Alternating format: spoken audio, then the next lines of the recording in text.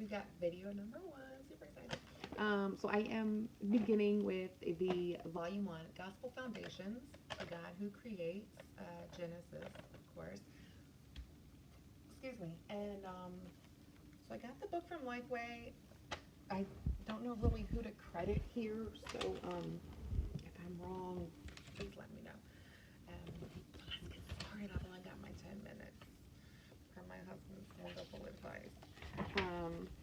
So I'm on February 1, 2, 1. Okay. Um, God's creation was good, very good, in fact. The first man and woman lived together in God's garden where He had placed them. And they did the good work of representing His image in creation and living in harmonious relationship with Him and in one another. It's at this point in the story that we are introduced to another character, the serpent, who was not content with his place in creation. He did not want to serve God as creator, but instead wanted to be God himself. Not only that, this creature desired that people, God's prized creation, would adopt the same self determining attitude and throw off the loving rule and reign of God. So he tempted the first humans to violate the one prohibition God had lovingly given them: do not eat from the one forbidden tree. Adam and Eve did choose to eat from that tree and set in motion a downward spiral of sin. We see graphically depicted in Genesis 3 through 11. So you may want to read Genesis chapter 3, verses 1 through 7 for this portion. Uh, in the Garden of Eden, God had provided everything Adam and Eve would ever need. His only prohibition for the first couple was that they could not eat from one particular tree. This rule was not arbitrary. He told them not to eat from that one tree because their disobedience would result in death. God wanted Adam and Eve to believe Him, to believe in His goodness, for their well being. But Satan, a mysterious figure who opposes God, slithered onto the scene through the serpent. And the serpent planted a serious and grave lie into the heart of Eve. Satan knew that if he wanted Eve to sin, he would need to make her doubt if she could really trust God. So he convinced her that God was holding out on her. He was not giving Eve something that was good. This is the true evil behind the temptation. Ultimately, it was a question regarding the character of God and whether He could be trusted, not just about whether a piece of fruit was good to eat. Satan put the idea in Eve's mind that God wanted her to stay away from the tree, not so she wouldn't die, but because He didn't want her to truly live. To this point, God had provided for her every need, but for the first time, Eve was confronted with the possibility that there might be more for her outside of God's will than within it. Adam and Eve chose to rebel against God by eating the fruit. With this choice, our first parents plunged humanity and the rest of creation into darkness. In eating the fruit, they rebelled against God's authority and goodness and chose the road of self-lordship over trusting God. Before the sin of Adam and Eve, God had determined what was good. But when they took that forbidden bite, the first humans declared they were going to decide what was good for them. They didn't want God to tell them what was best for them. He couldn't be trusted anymore, and it was no longer His place to decide. Instead, Adam and Eve and all their descendants would determine their own course of action.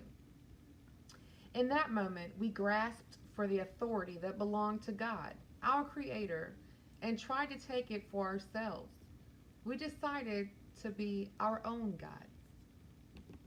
Our disobedience didn't stop with the rejection of God's authority. We also turned our backs on the primary reason for our existence: relationship with God. A loving relationship had existed between God and His image bearers, but after our rejection, humans no longer saw God as the near and intimate Father they had once known so well. Instead of reveling in God's presence, Adam and Eve ran and hid from God, and we continue to do the same. We too live estranged from God, thinking that if we obey Him, we will miss out on something better, something good He wants to withhold from us. We see God as being out to sabotage our happiness and joy.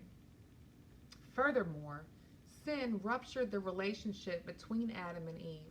From the very moment of their eating, new elements entered into that relationship, elements of distrust, of blame, and of accusation. The first couple went from being naked and unashamed, no barriers between them, and complete acceptance and intimacy, to being clothed and ashamed. Our act of sin in Adam and Eve was not primarily about a piece of fruit. It was about exchanging God for an idol. In eating the forbidden fruit, we were essentially saying to God, anyone or anything but you. Trusting in a creature instead of the Creator. As a result, we are broken. This brokenness is most clearly seen in the fracturing of relationships that God had established for His image bearers, and we still feel the effects today. Eating the fruit in the garden and the rejection of God it symbolized threw all of creation into upheaval. As the story continues, we see sin spiraling out of control just a few chapters later. Things were getting better. This is Genesis 6, verses 5 through 8. Things weren't getting better, but much, much worse. The one act of disobedience was not an anomaly. Now, every inclination of the human mind was nothing but evil all the time. And that's 6:5. And this growing sinfulness didn't just impact us. The author of Genesis tells us God was deeply grieved by the evil of humanity. And that's Genesis 6:6. What we see from the grieving of God's heart is something very unique.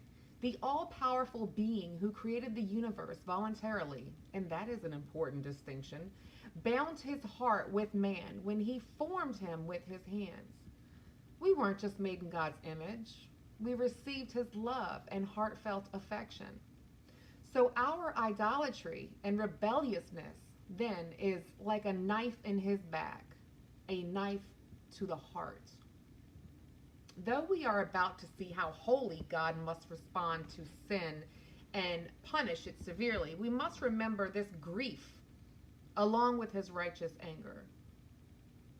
Grief.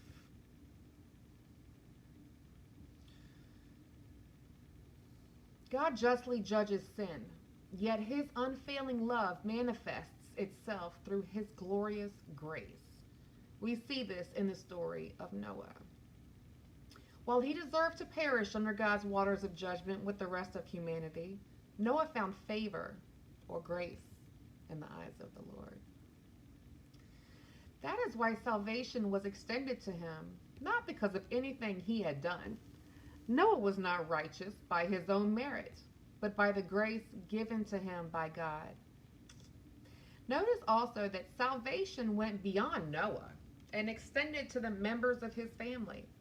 The righteousness of Noah was the foundation of the preservation of the rest of his family. Does that sound like anyone else you know? The story of Noah points ahead to Jesus. In Noah, we see a pattern, a shadow, for how God will offer salvation from sin. Jesus is the one in whom God is truly pleased, the one God truly favors.